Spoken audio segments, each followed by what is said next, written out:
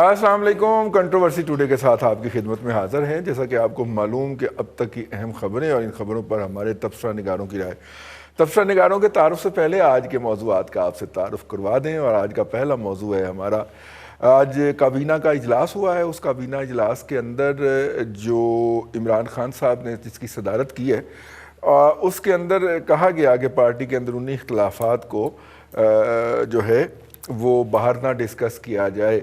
اور وہاں پہ واؤڈا صاحب جو ہیں انہوں نے رزاق داؤد صاحب کی کارکردگی کے اوپر تنقید کی. آج حکومت پارلیمنٹ کے اندر یا حکومت کے اندر جو 4-5 گروپ بنے ہوئے ہیں ان میں سے تمام گروپوں نے یونینیمسلی ایک بات طے کی ہوئی ہے کہ انہوں نے نان الیکٹڈ ایڈوائزر جو ہیں ان کی بے عزتی کرنی ہے اور پھر باہر آ کے اپنے پسندیدہ نمائندوں کو, اخباری نمائندوں کو یا ٹی وی کے نمائندوں کو فون کر کے بتانا ہے کہ ہم نے آج ان کی اتنی بے عزتی کی ہے, بنا دے وی لاگ. اس نے وی لاگ بنا دینا.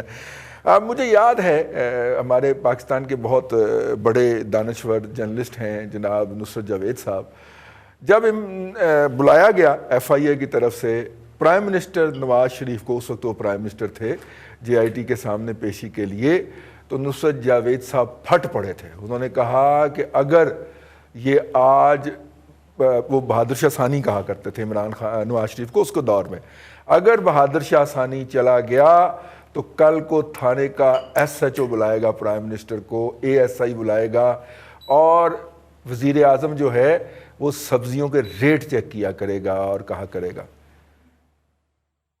نصرت جاوید صاحب بڑے عظیم آدمی ہیں جی, کیونکہ آج جو بات ڈسکس ہوئی ہے کابینہ میں وہ ریٹ ڈسکس ہوئے ہیں جی. چیزوں کے ریٹ بڑے ٹھیک ہو گئے ہیں کیونکہ اس وقت نہ ہم سبزیاں ایکسپورٹ کر پا رہے ہیں, نہ پھل ایکسپورٹ کر رہے ہیں ڈیو ٹو کورونا, اور نہ ہم دالیں وغیرہ ایکسپورٹ کر پا رہے ہیں, جس کا نتیجہ یہ ہے کہ ڈومیسٹک مارکیٹ کے اندر ان کی پرائسز جو ہیں وہ کریش کر گئی ہیں تقریباً اس وقت تک کی اطلاع کے مطابق.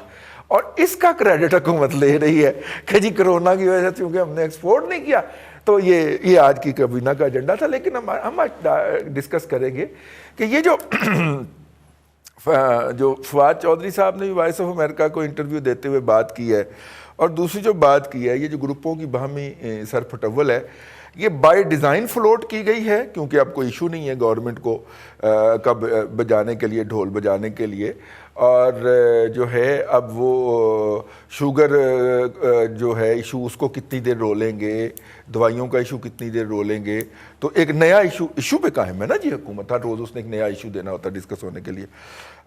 اس کے اوپر ہم بات کریں گے. کرونا کی آج بات جو ہے وہ شاید نہ ہو سکے کیونکہ آج ہم لداخ پہ بات کریں گے. اور لداخ میں جو بھارتی میڈیا اور بھارتی ولاگر اور سوشل میڈیا ایکٹیوسٹ, ان کو یہ جو بتایا جا رہا تھا کہ ہم 57 انچ کی چھاتی والے جو ہیں ہمیں کیسے شکست ہو سکتی ہے, تو 57 انچ کی چھاتی والے جی اپنے بندے رہا کروانے کے. پتہ چلا چینیوں نے نہ صرف کے پھڑکائے ہیں بلکہ کچھ قیدی بھی بنا لیے ہیں, اور قیدیوں میں افسران بھی شامل ہیں. اور جب افسران کو رہا کرنے کے لیے ان کی ٹیم پہنچی اور بندوں کی حوالگی ہو رہی تھی تو چائے پلائی گئی. تو چائنیز نے اپنے ہم اثر سے پوچھا ہاؤ واز دا ٹی, تو جواب جو تھا وہ امیڈیٹلی آیا, ٹی واز فینٹاسٹک. ٹھیک ہے, اس پہ کہکا لگا. تو یہ ساری باتیں جو ہیں یہ آج کے پروگرام میں ڈسکس کریں گے. اور آج ہمارے ساتھ مہمانان گرامی میں موجود ہیں عمران مسعود صاحب. مسعود صاحب جو ہیں وہ ایک یونیورسٹی آف ساؤتھ ایشیا جو ہے اس کو ہیڈ کر رہے ہیں آج کل, اور سابق وزیر تعلیم ہیں. بہت شکریہ سر آپ کا تشریف لانے کا. جتنے مشہور آپ پاکستان میں نہیں ہوئے جتنے آپ ہمسایہ ملک میں ہو گئے ایک ہفتے میں. حالانکہ آپ شروع میں تشریف لایا کرتے تھے لیکن اس وقت ان کی نظر آپ پہ نہیں پڑی اتنی. ان کے ساتھ تشریف رکھتے ہیں جناب ہمدم درینہ ارسلان رفیق بھٹی صاحب, ہمارے بیورو چیف لاہور, اور اسلام آباد سے ہمیں جوائن کریں گے جناب ممتاز بھٹی صاحب, بیورو چیف اسلام آباد اینڈ ریزیڈنٹ ایڈیٹر. اور جناب اسکائپ کے اوپر ہمیں جوائن کر رہے ہیں چودھری ظہیر صاحب. چودھری ظہیر صاحب جو ہیں وہ بھی دفاعی تجزیہ نگار ہیں اور ہمارے مستقل ممبر ہیں. آپ اپنا اگر آپ اجازت دیں تو ممتاز بھٹی صاحب سے شروع کر لیں. بھٹی صاحب یہ جو کل فواد چودھری صاحب, ابھی بھٹی صاحب کی طرف چلتے ہیں جی, لیکن اس سے پہلے ہم لوکل بھٹی صاحب سے شروع کر لیتے ہیں. پورا پنڈی پٹیاں تو بیٹھا ہوا ہے جی سارے پروگرام. ارسلان صاحب یہ جو ہے اس وقت فواد چودھری صاحب نے ایک وائس آف امریکہ جو غیر ملکی ادارہ ہے، ویسے وائس آف امریکہ پاکستان میں بین ہے، بڑی مزے کی بات ہے، لیکن اس کا جو وہ یوٹیوب کے ذریعے آ جاتے ہیں، یوٹیوب اور ٹویٹر اور اس کے ذریعے آ جاتے ہیں، ویسے ان کی ویب سائٹ بین ہے جی پاکستان میں. تو یہ جو وائس آف امریکہ کو انٹرویو دیا جی فواد چودھری صاحب نے، اور انہوں نے بتایا حکومت میں بڑے اختلافات ہیں، اپنا اسد عمر کا اپنا گروپ ہے، پہلے جناب جہانگیر ترین نے اسد عمر کو آؤٹ کروایا، پھر اسد عمر نے واپسی کی اور اس نے جہانگیر ترین گروپ کو آؤٹ کرا دیا، اور یہ ہے، اور اتنے گروپ ہیں پارٹی کے اندر اور یہ آپس میں لڑتے رہتے ہیں، جس کی وجہ سے تبدیلی کوئی نہیں آئی. تو اس کا کیا مطلب ہے؟ کیا بیچارے کو واپس اطلاعات کی منسٹری چاہیے؟ بیچارہ اپنا بھی تو کیس پلیڈ ہو رہا تھا نا فواد چودھری بیچارہ ہے، وہ سائنس اینڈ ٹیکنالوجی میں اب کتنی کو بونگیاں مار لے یار، کتنا کو مولویوں کو گالیاں نکال لے، کی خیال ہے؟ رئیس صاحب دیکھیں، کس کا دل نہیں کرتا کہ وہ میڈیا پہ رہے اور میڈیا کا وہ ڈارلنگ ہو، اور اس میں ایک دم سکرینز کھلیں تو 18 سکرینز کے اوپر جو ہے میری تصویر یا آپ کی تصویر آ رہی ہو، سب کا دل کرتا ہے.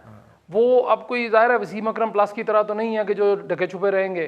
اب جو فیڈرل منسٹر فواد چودھری جو ہے وہ بڑے تیز آدمی ہیں ان معاملات میں، لیکن اس میں رئیس صاحب ایک جملہ یہ ہے کہ یہ اس حکومت نے، اپوزیشن بار بار جو کہتی ہے نا کہ اس نے اپنے ہی وزن سے گر جانا ہے، یہ وہی کام ہو رہا ہے، انہوں نے اپنے وزن سے ہی گر جانا ہے. اب وہ بات ایک اور جملہ دوسرا یہ ہے کہ چھوٹی چھوٹی پارٹیوں میں بڑی بڑی باتیں ہو جاتی ہیں. اچھا ہاں، یہ بڑی پارٹی نہیں ہے، چونکہ بڑی پارٹیوں میں مجھے بتائیں پیپلز پارٹی میں اختلافات ہوئے، لوگ چلے گئے، لوگ پھر چھوڑ کے چلے گئے، پھر لوگ واپس آ جاتے ہیں. اس طرح کی باتیں جو ہیں پاکستان مسلم لیگ قائد اعظم میں کبھی میں نے نہیں سنی ہے. وہ کوئی بہت ایک دم سے اچھی وہ بہت بڑی پارٹی نہیں ہے، جماعت نہیں ہے، اب بالکل حکومت کے ساتھ ہے، لیکن اس طرح کی جو ہے نا بے وقوفیاں ان میں بھی نہیں ہیں. وہ بھی بڑے تحمل مزاجی سے سارے اپنے پارٹی کے اندرونی معاملات چھپا کے رکھتے ہیں. نون لیگ میں کب لڑائی نہیں ہوئی؟ فارورڈ بلاک بنا 22 ماہ سے ہم نے تو نہیں دیکھا فارورڈ بلاک کہاں پہ ہے. لیکن تحریک انصاف کی جو ہے اور فواد چودھری صاحب کا جو ہے میرے بڑے اچھے دوست ہیں، میرے سے بات چیت بھی ہوتی رہتی ہے ان کی ہفتے 15 دن بعد. لیکن آپ نے بالکل درست فرمایا ہے کہ یہ جو اختلافات ہیں یہ ان کی گروپنگ ہے اس پارٹی کے اندر، اور اسی وجہ سے یہ چل نہیں پا رہے ہیں. مجھے صرف اس بات کا جواب دے دیں، وزیر پانی بجلی میرے خیال عمر ایوب صاحب ہیں غالباً، ایک تو اتنے وزیر ہیں پتہ ہی نہیں چلتا کون سا کس کا وزیر ہے. واٹر ریسورسز کے منسٹر جو ہیں وہ فیصل واؤڈا صاحب ہیں. اچھا جی، چلیں میں ان سے بھی دونوں سے بتا دیں کہ پاکستان میں لوڈ شیڈنگ کا کیا جواز ہے. آج کل 3 سے 4 گھنٹے بجلی بند ہو جاتی ہے، اس کے بعد اور بند بھی بڑے نازک وقت میں ہوتی ہے. جی ہاں، اس سے وہ بڑے مسائل پیدا ہو رہے ہیں. صبح 12 سے لے کے 5 بجے تک. جی وہ بڑے مسائل پیدا ہو رہے ہیں. وہ 22 کروڑ سے ہم بڑھ کے کوئی 2-4 لاکھ اوپر چلے جانے ہیں ہم نے جس حساب سے بجلی بند کر رہے ہیں. اب اس میں مسئلہ یہ آ رہا ہے جی کہ کیا فرنس آئل مہنگا ہو گیا؟ سوال ہی پیدا نہیں ہوتا. فرنس آئل تو پوری دنیا میں لوگ مفت بانٹنے کو تیار ہوئے ہیں، لے رہے ہیں. ہم نے جناب آئی پی پیز کی بات آپ کو میں کروں پھر وہ بڑے چپتے ہیں لوگوں کو. جناب خسرو بختیار صاحب کی آئی پی پیز تو دڑا دڑ چل رہی ہیں، ان کو پیسے آ رہے ہیں. وہ تو گاڑیاں روز کے روز ان کے بھائی صاحب جو وہاں پہ مالک بیٹھے ہیں ایم ڈی صاحب، وہ تو بڑی اچھی گاڑیوں میں پھرتے ہیں. اب فواد چودھری صاحب دیکھیں سب طرف دیکھتے ہیں کہ وہ کریں گے کیا. اب جیلوں میں وہ جاتے ہیں، وہ وہی سرکاری گاڑی جو ان کو ملی ہوئی ہے سیوک، وہ 1800 سی سی نئی گاڑی ہے، وہ اس پہ بیٹھ کے گھر چلے جاتے ہیں. نہیں وہ ایک صحافی سے بھی انہوں نے ادھار لی ہوئی تھی جو واپس نہیں کی انہوں نے. رئیس صاحب وہ مبشر لقمان صاحب بھی دعوے دار ہیں کہ ان کے پاس دوست ہیں، وہ دوست ہیں، دوستی میں ہو جاتا ہے جی، گاڑی دینا لینا ہو جاتا ہے. لیکن اب فواد چودھری صاحب مجھے بتائیے، آپ کی بات بالکل دوسری بھی درست ہے کہ کتنی دیر وہ یبلیاں ماریں گے سائنس اینڈ ٹیکنالوجی میں. انہوں نے ایک وینٹیلیٹر بنا کے دیا تھا ہمیں، پتہ نہیں کدھر گیا وہ، وہ ایکسپورٹ ہونا تھا، وہ زیر زمین چلا گیا. پھر انہوں نے ماسک بنائے، وہ بھی زیر زمین دفن ہو گئے. پھر اس کے بعد انہوں نے پتہ نہیں کیا بنایا تھا ایک کہ جی دوائی بنا لیا ہم نے، انجیکشن بنا لیا، مریض صحتیاب ہو جائیں گے، وہ بھی زیر زمین چلی گئی. اس کے بعد انہوں نے کہا جی کہ میں آپ کو سارا کچھ پورے سال کا کیلنڈر بنا کے دے دیتا ہوں، ہر چیز میں ایچی بیچی دے دوں گی چاند کا.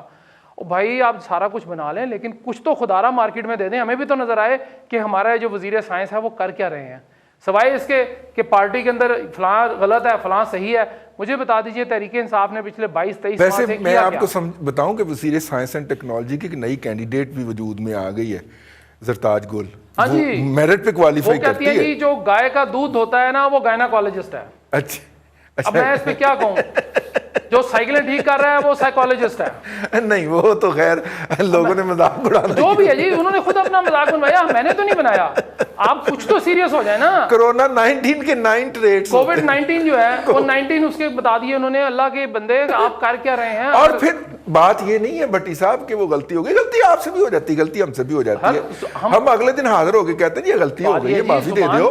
ٹھیک ہے, اس نے کہا کہ نہیں میں تو اتنا بولتی ہوں پرچی کے بغیر, اور ٹرمپ بھی پرچی کے بغیر بولتے ہیں. وہ پرچی کے بغیر بولتی ہیں, لیکن ان سے بندہ سوال یہ کرے کہ وہ کس کی پرچی پہ آئی ہیں. نہیں وہ آئی کس کی پرچی پہ ہے. ہاں تیری پرچی کو ہے نا. اب رہ گئی وہ میرے دوست فواد چودھری صاحب کی, پھر بات لمبی ہو جائے گی, میں دوسروں کو دے دوں. بس آخری صرف یہ ہے کہ کابینہ کے اندر یہ اب کام ہوتا جائے گا. یہ اب آہستہ آہستہ جو چنگاری تھی اس میں سے ظاہرہ جو دھواں نکل رہا تھا وہ چنگاری بنے گی, پھر آگ لگے گی. ہوا تو چل رہی ہے. اب وہ فواد چودھری صاحب نے ایک بات اور بڑی معنی خیز کہی ہے کہ ہمارے پاس 6 ماہ ہیں. نہیں یہ تو پرائم منسٹر نے بہت پہلے کہی ہے, یہ تو اور جو کچھ بھونپو ہیں وہ بتا چکے ہیں. وہ ٹھیک ہے رئیس صاحب, بات یہ ہے ہم تو چاہتے ہیں, مثلا میں ذاتی طور پہ چاہتا ہوں 5 سال پورے کریں, 5 سال پورے کیے جائیں, تاکہ لوگوں کو پتہ چلے بالکل 5 سال پورے کیے جائے کہ تبدیلی ہوتی. چلتے ہیں جی بھٹی صاحب کی طرف چلتے ہیں. وہ آڈیو بیپر پہ انہوں نے ہمیں جوائن کر لیا. بھٹی صاحب, ممتاز بھٹی صاحب, یہ جو فواد چودھری صاحب نے جو کچھ کہا ہے وہ 2 رائے ہیں لاہور اسٹوڈیو میں اس وقت, کہ یہ ایک تو رائے یہ ہے کہ یہ تو جی نیچرل عمل تھا, یہ ہونا تھا. ایک رائے یہ ہے کہ نہیں یہ بائی ڈیزائن کیا گیا ہے مختلف ایشوز کو پیچھے دھکیلنے کے لیے. تھوڑے دنوں کے بعد صلح صفائی ہو جائے گی, لیکن کچھ ایشوز جو ہیں وہ پس منظر میں چلے جائیں گے. آپ کا کیا رائے ہے؟ رضوان صاحب میں اپنی رائے جو ہے وہ بڑے عرصے سے دیتا آیا ہوں. آپ کو اگر یاد ہو پروگرام کے اندر میں تو پہلے دن سے کہہ رہا ہوں کہ اقتدار کی راہداریوں کے اندر جو جنگ جاری ہے وہ پاکستان کو نقصان دے رہی ہے, اور یہ کسی ایک معاملے پہ نہیں ہے. وہ جنرل باجوہ کی ایکسٹینشن کا معاملہ ہو, جب کیس سپریم کورٹ میں چل رہا تھا, اس کے اوپر کیبنٹ کے اندر جو ہے وہ جگت بازی مذاق, اور میں نے کوٹ ان کوٹ کہا تھا کہ پرائم منسٹر کو کہنا پڑا کہ یار کچھ آپ دھیان لوگ کریں اور سیریس بات کریں. یہ کوٹ ان کوٹ کہہ رہا ہوں میں. اور کوئی اور سنجیدہ معاملہ ہو جس کے اوپر کیبنٹ کے اندر ان لوگوں نے تھیٹر نہ لگایا ہو, تماشا نہ لگایا ہو. اور دوسری بات رہ گئی جہاں تک چپلش کی, تو واضح طور پہ جب عمران خان کو خود آنا پڑتا ہے, یہ 2-3 کیبنٹ میٹنگ سے پہلے کی ایک میٹنگ کو میں کوٹ کر رہا ہوں جس میں انرجی کے حوالے سے اور کچھ دیگر حوالوں سے چیزیں سامنے آئیں, تو اس میں 2-3 منسٹروں کے بارے میں جو بات ہو رہی تھی اس میں عمران خان کو خود آنا پڑا, اور انہوں نے کہا کہ ان کا ہم دفاع کریں گے, یہ ہمارے لوگ ہیں, جب ان کے اوپر تنقید ہو رہی تھی کابینہ کے اندر. اور جو لوگ عمران خان صاحب کی مرضی کے خلاف کبھی کوئی بات کیا کرتے تھے, جن میں اعجاز شاہ تھے اور علی محمد تھے, جو ایک دوسری پکچر دکھانے کی کوشش کیا کرتے تھے, ان کو 2-4 مرتبہ اتنے زور سے ڈانٹ پڑی کہ اب وہ اے سی کی طرف دیکھتے رہتے ہیں, اور وہ اب کیبنٹ کے اندر دونوں گفتگو نہیں کرتے. یہ میں آپ کو وہ گفتگو بتا رہا ہوں جو یقیناً کیبنٹ کے لوگ ہی ہمیں ملتے ہیں اور ہمیں بتاتے ہیں کہ یہ ہوا یہ ہوا. تو یہ صورتحال کوئی نئی نہیں ہے, یہ پہلے سے چل رہی تھی. پھر جس طرح سے جہانگیر ترین کے خلاف گھیرا تنگ ہوا, اعظم خان, اور پھر انہوں نے نام لیا باقاعدہ, پھر فردوس عاشق کے خلاف جو کچھ ہوا, اور کیبنٹ کے اندر جو نواز شریف کی صورتحال تھی, یہ کوئی پہلی حکومت نہیں ہے عمران خان کی جس میں یہ ہو رہا ہو. اس سے پہلے نواز شریف کی حکومت میں جو صورتحال تھی وہ یہ تھی کہ خواجہ آصف اور نثار علی خان کی بول چال بند تھی, پھر کچھ اسی طرح اور پرویز رشید کے معاملات تھے. تو یہ صورتحال پچھلی حکومت کو بھی سامنا تھا. نواز شریف کابینہ بھی دھڑوں میں بٹی ہوئی تھی, اور عمران خان کی کابینہ بھی دھڑوں میں بٹی ہوئی ہے, اور اس کا نقصان جو ہے وہ فیصلہ سازی کے اندر اور پاکستان کے جو انتظامیہ امور ہیں. لیکن بھٹی صاحب نواز شریف کے دور کے اندر یہ اختلافات اس طرح پبلکلی ڈسکس نہیں ہوتے تھے. وہ آپ کو اور مجھ جیسے لوگوں کو پتا تھا کہ اندر کیا صورتحال ہے. وہ اس وقت ایک دفعہ صرف کھل کے سامنے آئے تھے جب خواجہ صاحب نے کہا تھا کہ مجھے راحیل شریف سے ملنے کے لیے نثار علی خان کی پرچی کی ضرورت نہیں ہے, میرے ان سے ڈائریکٹ تعلقات نہیں ہیں, اور ان کے تعلقات تھے ان کے ساتھ. تو لیکن وہ پبلکلی اس طرح ڈسکس نہیں ہوتا تھا جس طرح فواد چودھری صاحب نے باقاعدہ, انہوں نے تو بیچ چراہے ہنڈیا توڑی ہے نا جی. نہیں رضوان صاحب, یہ جو گفتگو فواد چودھری نے کی ہے نا, یہ بالکل بھی کوئی نئی نہیں ہے. کم از کم میرے لیے ان میں سے کوئی ایک بات بھی نئی نہیں ہے. اس سے آگے کی بات ہے. میں آپ کو بتا رہا ہوں کہ اس سے آگے کی باتیں ہیں جو انہوں نے بات کی. یہ بڑی ابتدائی سی بات ہے اور سادہ لفظوں میں بیان کی گئی ہے. اس سے اگلی کہانی ہے کہ جی کون کس کے ساتھ جو ہے وہ ملتا ہے. فواد چودھری صاحب نے جن لوگوں کی یہاں پہ ملاقات کروائی تھی ان لوگوں کو برطرف کیا گیا وزارتوں سے اور پھر اب ان کو واپس لیا جا رہا ہے. اسی طرح کے اور بہت سارے معاملات ہیں جو ابھی سرفیس کے اوپر اس طرح سے نہیں ہے. عام آدمی کے لیے اس میں دلچسپی ہوگی. ہمیں تو میں یہ سمجھتا ہوں کہ یہ عشر اشیر بھی نہیں ہے جو کچھ اقتدار کی راہداریوں میں ہو رہا ہے اس کا جو فواد چودھری نے بیان کیا ہے, اور اس کے اوپر بات ہونی چاہیے. بالکل لوگوں کو معلوم ہونا چاہیے کہ ان کے منتخب کردہ نمائندے جب وہ کورونا سے ہسپتالوں میں پڑے ہیں اور ڈیڈ باڈیز اٹھا رہے ہیں اس وقت ان کے جو اقتدار میں لوگ ہیں اور ان کے جو نمائندے ہیں منتخب کردہ وہ کیا کر رہے ہیں, یہ بات عام آدمی کو پتہ ہونی چاہیے تاکہ اس کو فیصلہ کرنے میں اور آئندہ سلیکشن کے اندر جو ہے وہ میجورٹی کا مظاہرہ کر سکے. بالکل ٹھیک ہے.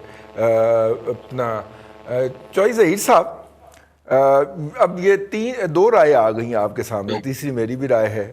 آپ کیا خیال کرتے ہیں کہ یہ رونق میلہ لگانے کے لیے سارا کچھ کیا گیا ہے کہ یا نیچرل کورس جو ہے وہ شروع ہو چکا ہے؟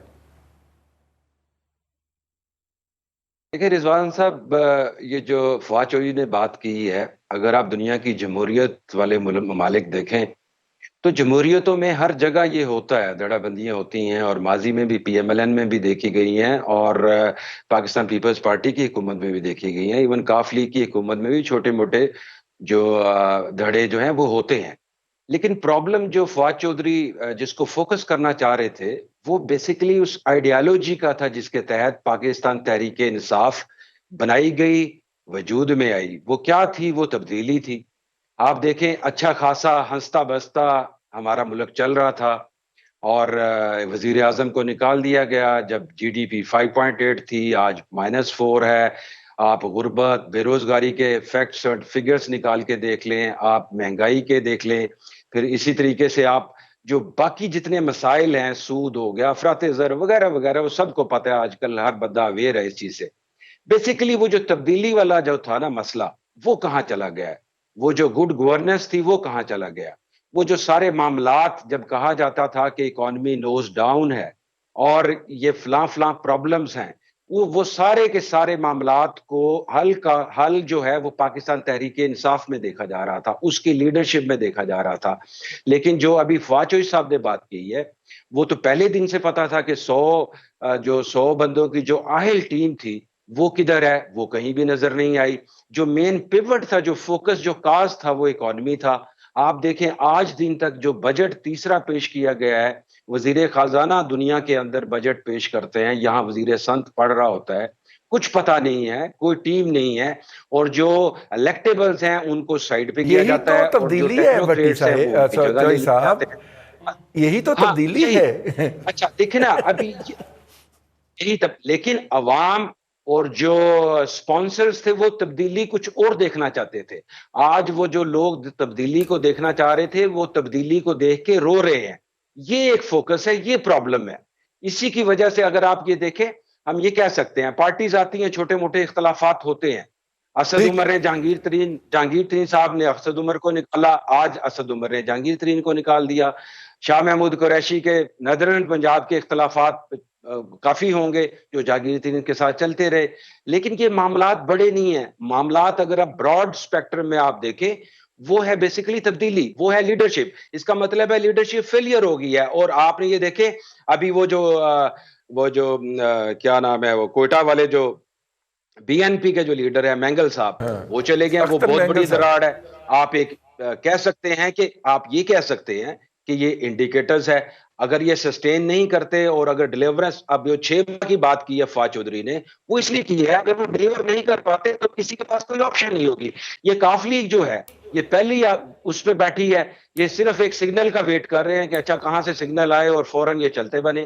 اور اسی لیے یہ اپنا اے پی سی میں بندہ بٹھا دیتے ہیں اپنے مسائل کے لیے. اس کو بزدار صاحب کو بھی تھپکی دے دیتے ہیں کہ جناب کوئی مسئلہ نہیں, ہم آپ کے ساتھ ہیں, لیکن یہ اڑنے کے لیے بھی تیار بیٹھے ہیں. تو یہ اوورال دیکھنا یہ ہے کہ عمران خان صاحب کیا کرتے ہیں.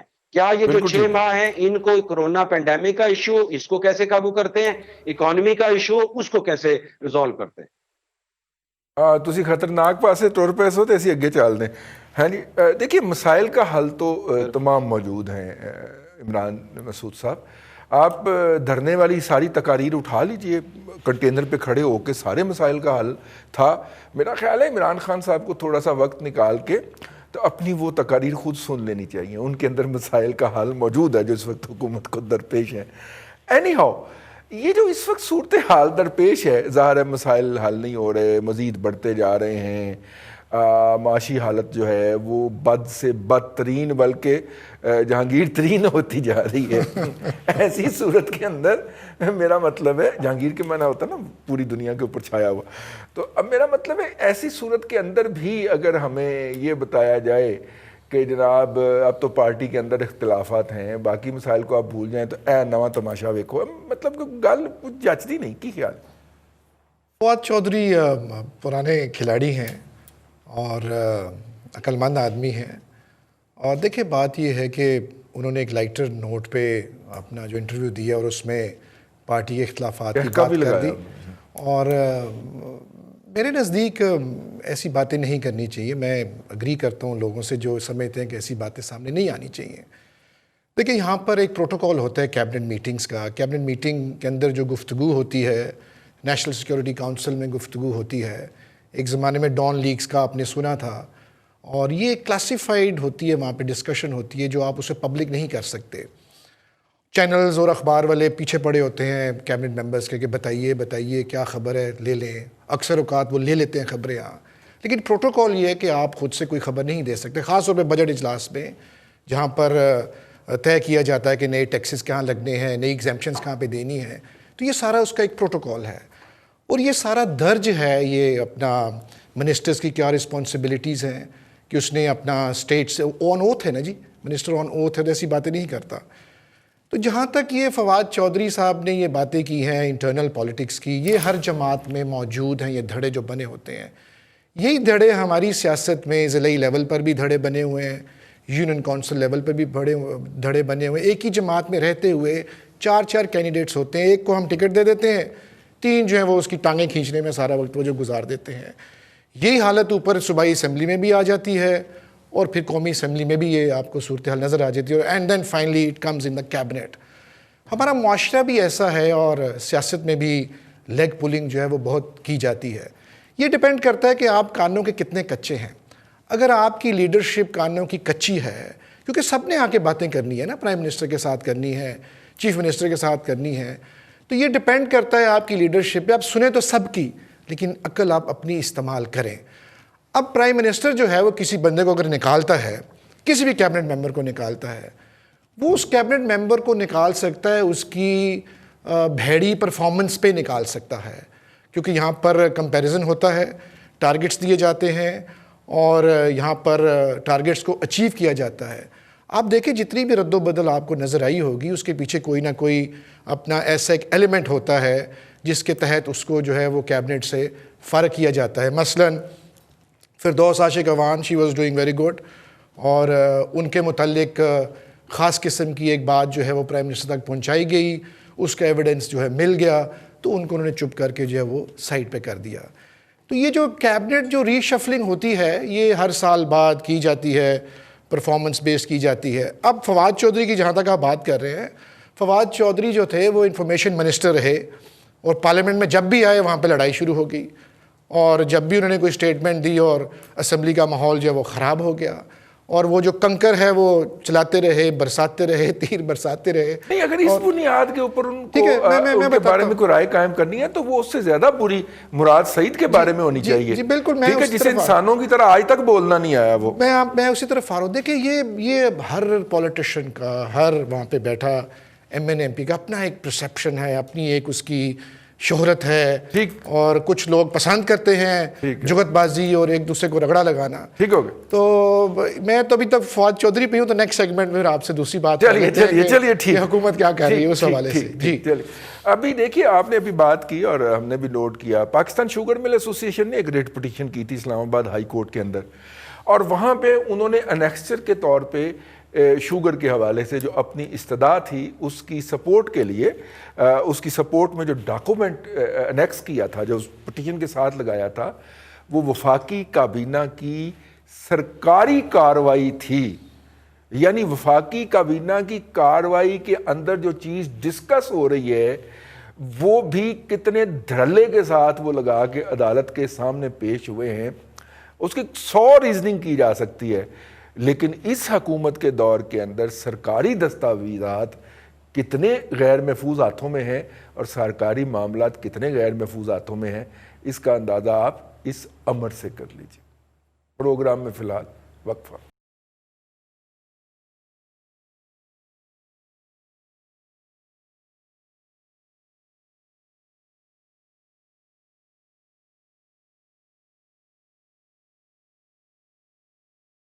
Welcome back. کنٹروورسی کے اندر ہم آج اس موضوع پہ بات کریں گے، اس سیگمنٹ میں بات کریں گے جو اس وقت بھارت کا سٹینڈ آف چل رہا ہے لداخ، اروناچل پردیش اور دوسرے علاقوں میں. سکم میں بھی اب تو شروع ہو گیا. گزشتہ دنوں گئی پاکستان کی جو وہ پاکستان کہہ رہا ہوں ہندوستان کی جو ٹیم جو تھی، فلیگ میٹنگ جو تھی، اس میں کال کی گئی اور اس میں دونوں کے جو سرحدوں کے اوپر جو ٹاپ کمان ہوتی ہے وہ انہوں نے ملاقات کی اپنے افسروں اور جوانوں کو جو کہ قید ہو گئے ہوئے تھے چائنا کی قید کے اندر. اور یہ انفارمیشن ہمیں بھارت کی ویب سائٹ سے ملی ہے، ہم نے کہیں اور سے نہیں لی. تو انہوں نے جی چائے کا وہاں پہ بھی ذکر ہو گیا عمران مسعود صاحب.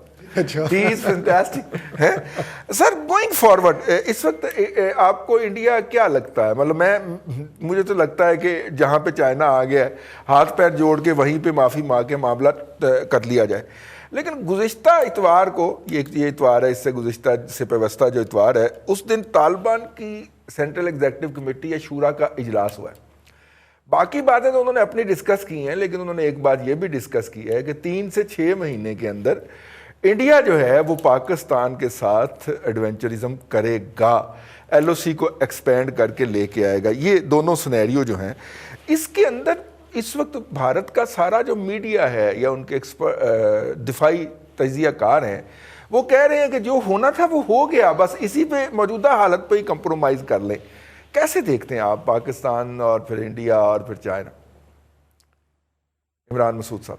جی دیکھیں، وہ چائے تو ابھی لندن کو بھی پلائی گئی تھی اگر آپ کو یاد ہو، اور ہاں جی ایک جیسچر شو کیا تھا پاکستان اور اس نے بھی کہا تھا ٹی از اور ہاں جی، اور بڑے طریقے سے پروٹوکال دے کے ایک قیدی کو ہم نے واپس کیا اور یہ جیسچر دینا چاہتے تھے پوری دنیا میں.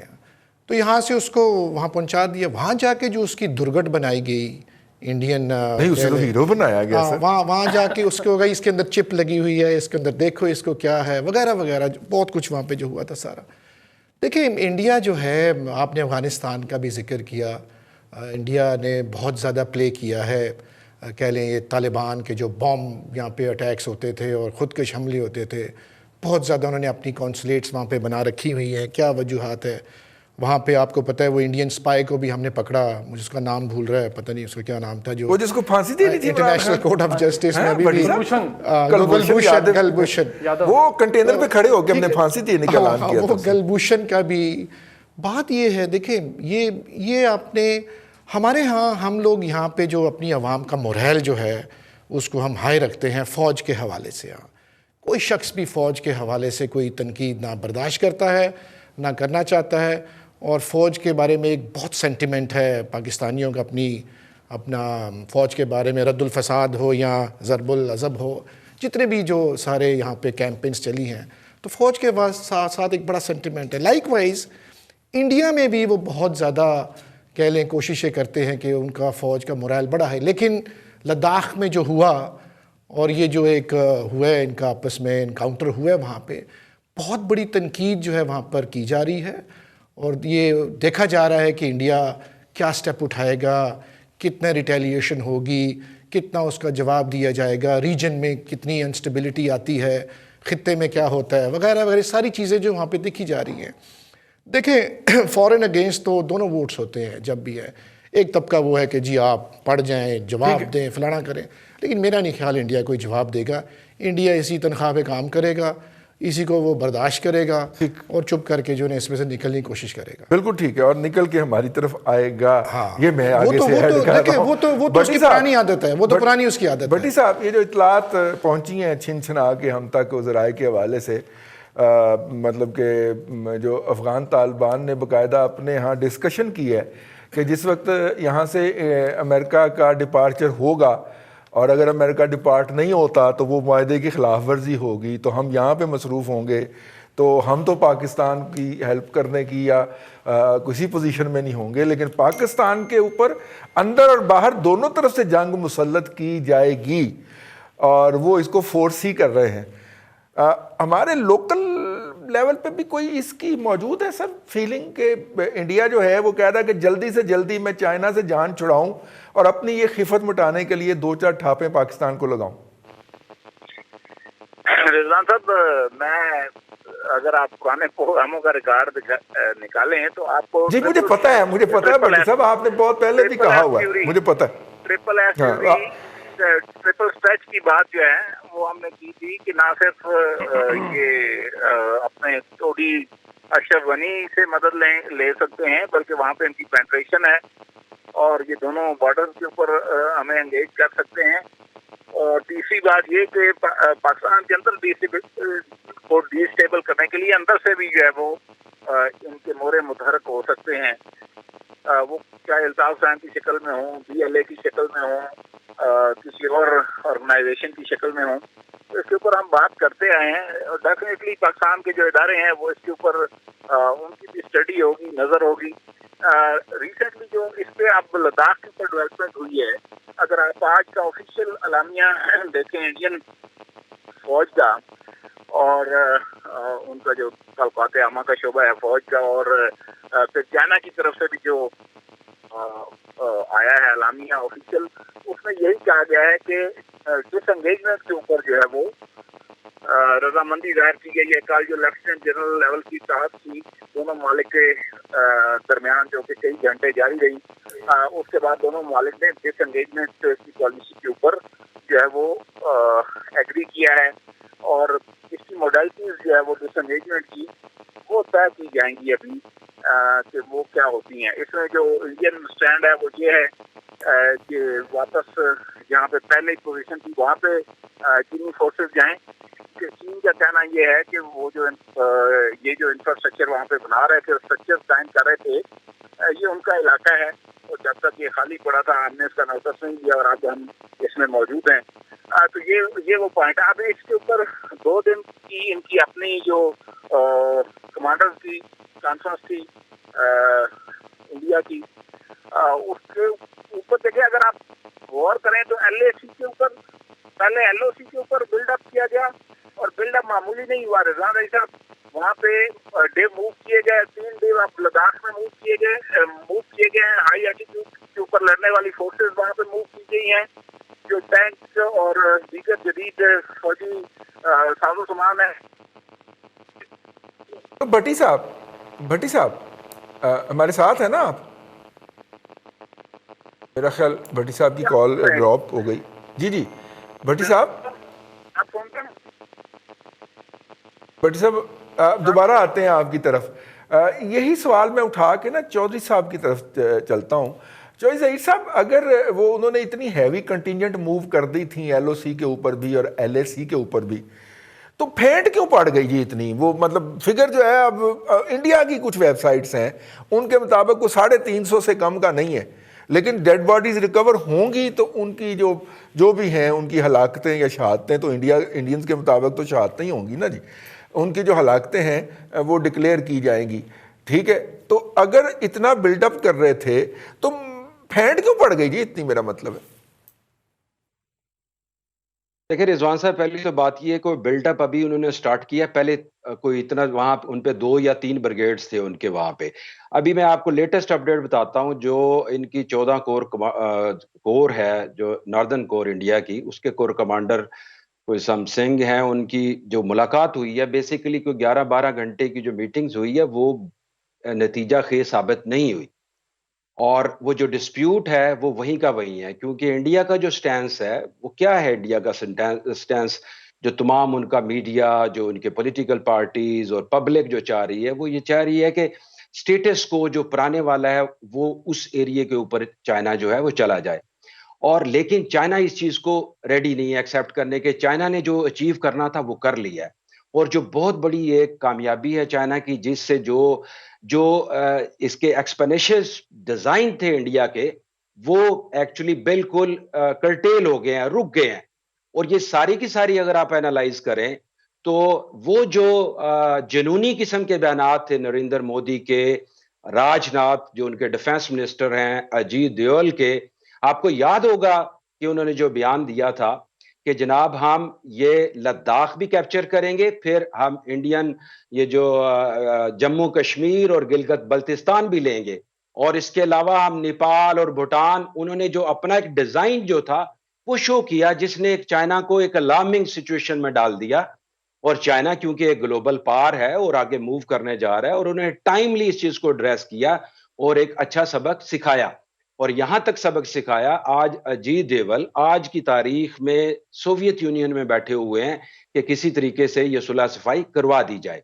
ابھی آپ یہ دیکھیں اس کا امپیکٹ پاکستان پہ کیا آئے گا. ڈیفینیٹلی اگر وہ ابھی دو اسٹریٹجیز ہیں اس کے اندر، یا تو یہ ہے کہ وہ پیچھے ہٹ جاتے ہیں اور مان لیتے ہیں، گیو اپ کر دیتے ہیں انڈیا تاکہ چائنا کو، اور کیونکہ امریکہ کی طرف سے ان کو ٹوٹلی نو ہو چکا ہے. جس طریقے سے وہ سوچ رہے تھے کہ یو ایس اے کی عشیرباد ہے، اور اگر آپ نے دیکھا ہو جس طریقے سے آسٹریلیا کے ساتھ جو معاہدہ ہوا ہے بیسز کا، آرمی کی یوز کرنے کا، ان کے ایون جو جاپان کے ساتھ اوشنز کا جو جاپان بھی ہے جس ہاں ہاں آسٹریلیا جاپان، یہ جو پورا ایکواڈ ہے اس کے متعلق، وہ سارے کا سارا ایک عشیرباد ملی ہوئی تھی انڈیا کی.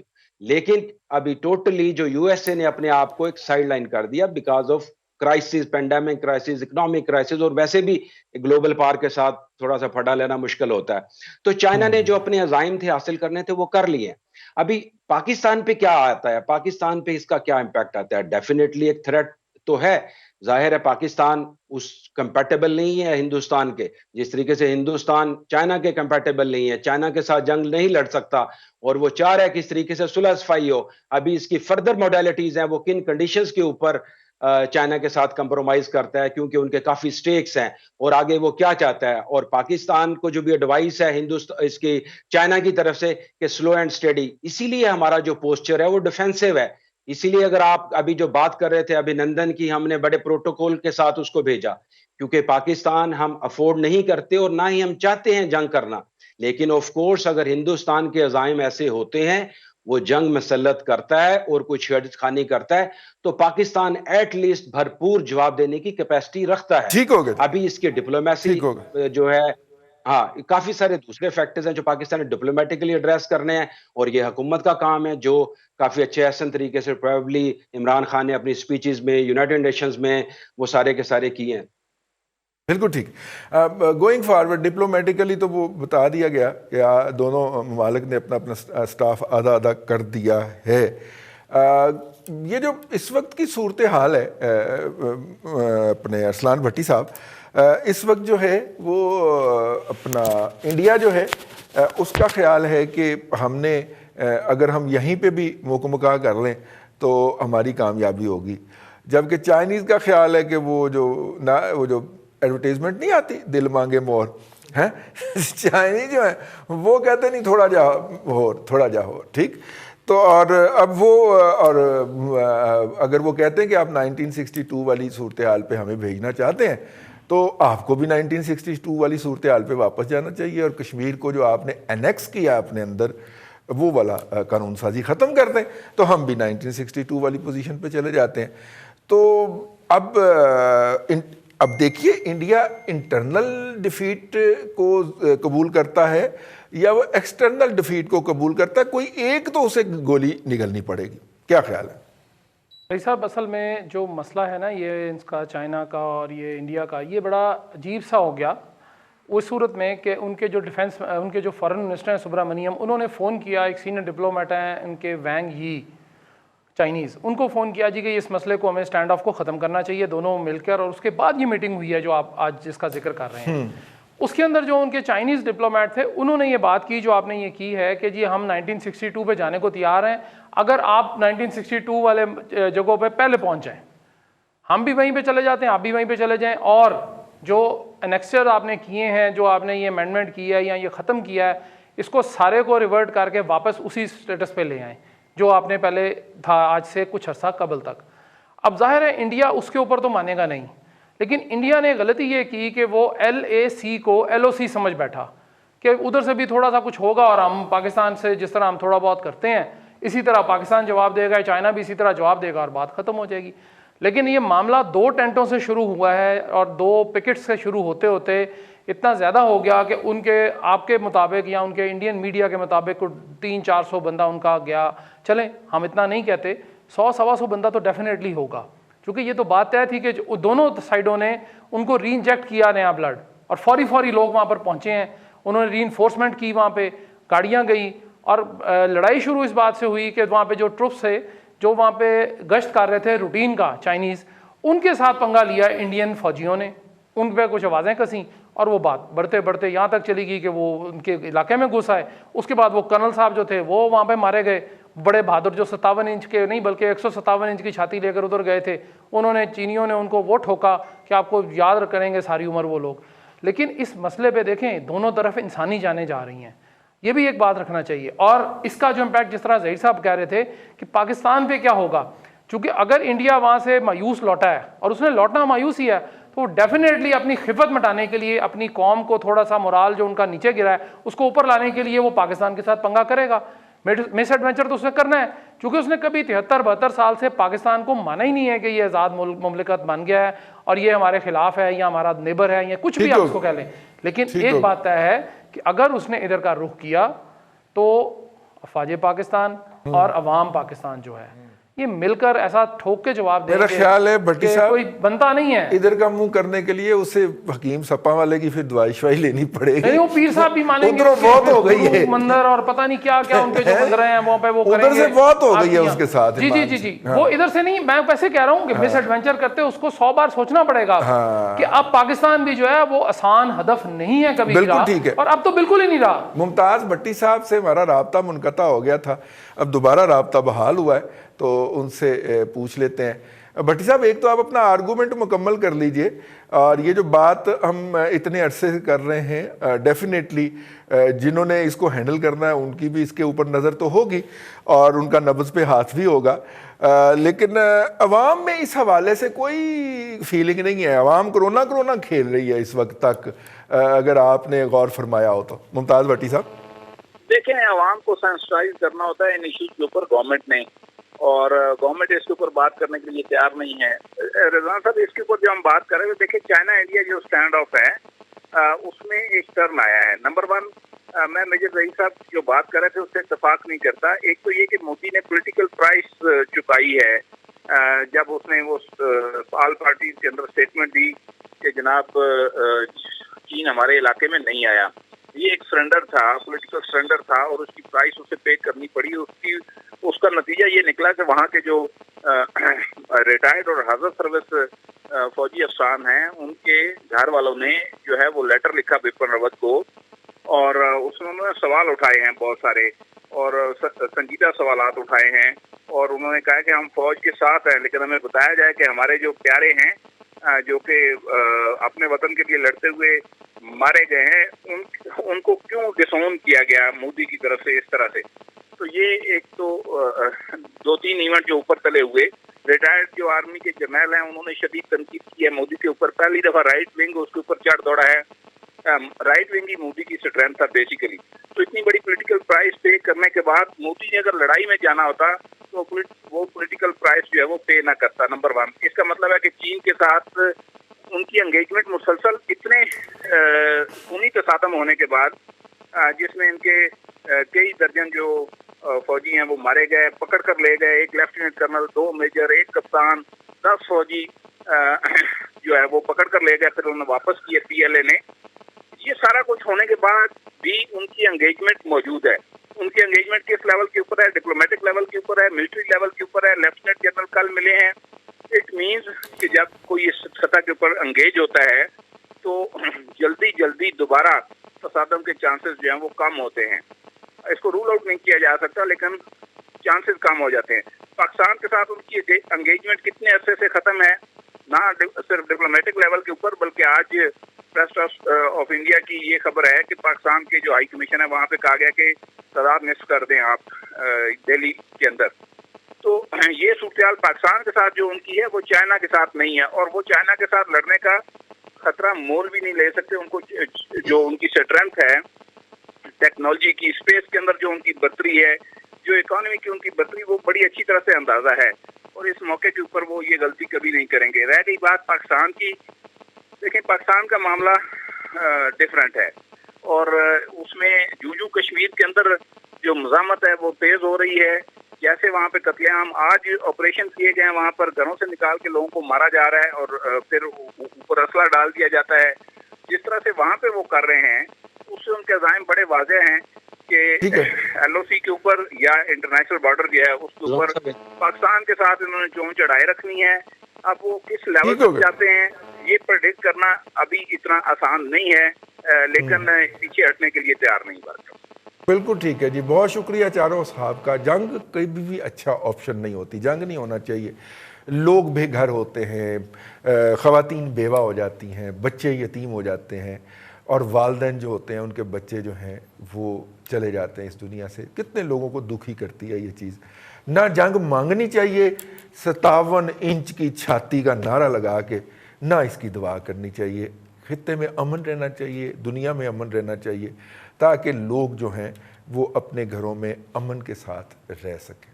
آج کے لیے اتنا ہی. کل پھر آپ کی خدمت میں حاضر ہوں گے. اپنا خیال رکھیے گا. اللہ حافظ.